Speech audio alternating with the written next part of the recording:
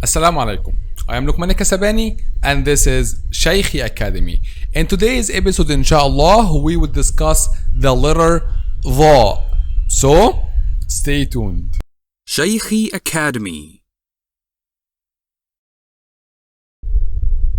So, this is just to remind you that we are explaining using Al-Minhaj book, the official book of Shaykhi Academy. So, in the last episodes, alhamdulillah, we discussed until letter ta, from letter alif until letter ta. So today's inshallah discussion about letter ظا.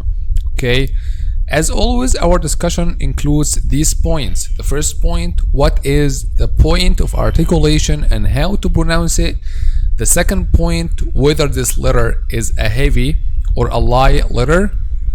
The third point, however, what is the counterpart of this letter in English? And the fourth point is, what are the common mistakes when pronounced this letter?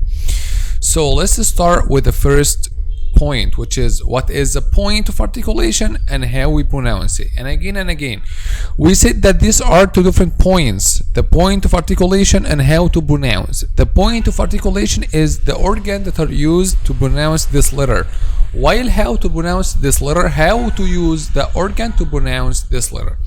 So also our golden rule to know the point of articulation of any letter, which is put the letter in the state of a sukoon and before it hamza with fatha, and then pronounce the letter L, L, L, L, ظا, ظي, ظو, L.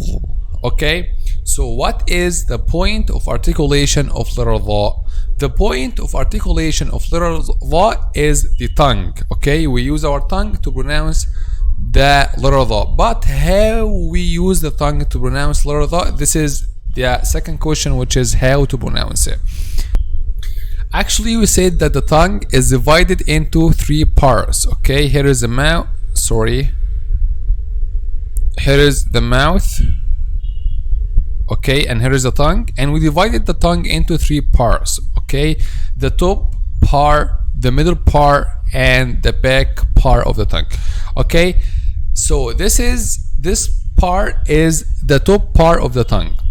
The first part of this top part is called tip of the tongue. This part, the first part of the top of the tongue, is called the tip of the tongue. So the tip of the tongue in this case touches the edge of upper two front incisors. Okay, the tip of the tongue touches the edge of upper two front incisors. Okay, this is the pronunciation of the letter ظا.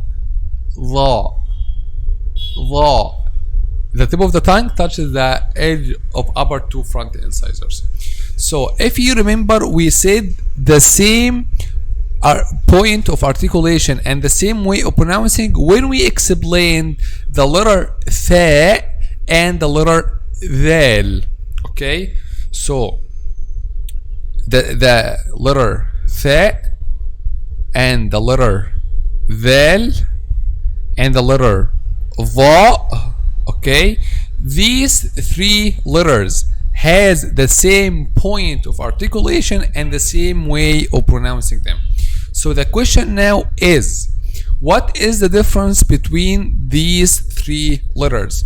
So first of all, ث and ذال, okay, we have something called voiced letter, voiced and voiceless. This speaks about the vibration of the vocal cords. When we pronounce any letter while the vocal cords vibrated, this is called voiced letter. But where is no vibration, it's called voiceless letter. So th, no vibration, so this one is voiceless, but this one is voiced letter. If you touch this area while pronouncing ذال, you feel a vibration. So this is the difference between letter th and letter ذال. just the vibration of the vocal cords. At th there is no vibration, at dal there's a vibration. Okay, here is the difference between the first two. What about the difference between a th and a dha, or a dal and a dha? Dha. Okay, a dal and a dha, both of them, these two letters, okay, both of them, the vibration of the vocal cords are vibrated. The vocal cords are vibrated. So there is a vibration of the vocal cords when you pronounce both letter the and letter dha. L. So if both of them has the vibration of the vocal cords, so what is the difference between them?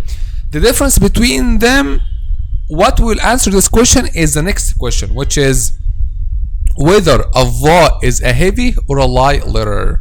When we speak about a heavy or light letter, we speak about the back of the tongue, whether the back of the tongue is raised or not.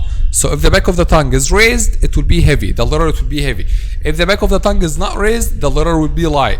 Okay, so when we pronounce letter dha, the back of the tongue is raised or not? L, dha, li, lu. Actually, when we pronounce letter dha, the back of the tongue is raised. So letter dha, it's a heavy letter. Okay, but letter dal is a light letter. Letter dha is a heavy and letter dha is a light. So this is the difference between letter dal and letter dha. Even when you pronounce both of them, the vocal cords are vibrated, but that is a light letter, which means the back of the tongue is not raised and a dha is raised.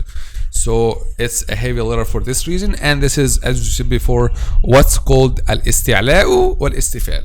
Okay, so for this question, a dha is a heavy or a light? No, a dha is a heavy letter.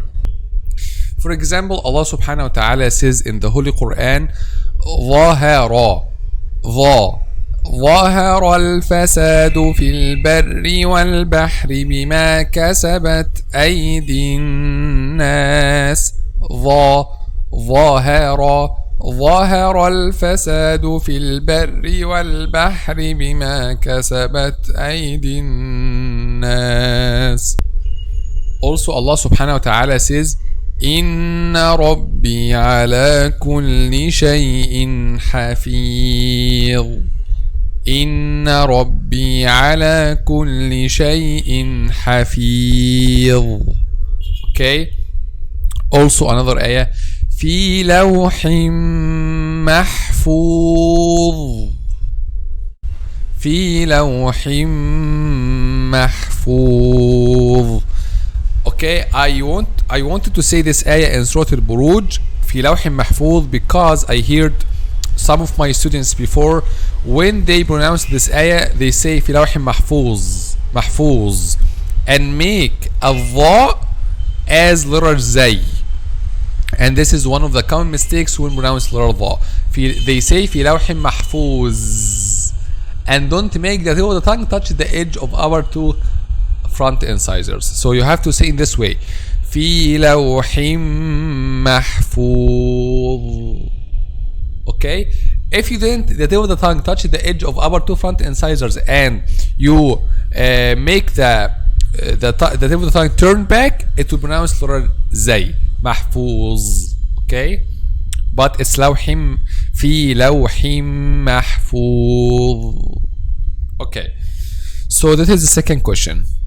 The third question is, what is the counterpart of this letter in English? Actually, the, lu. You heard the sound before in English? Actually, no.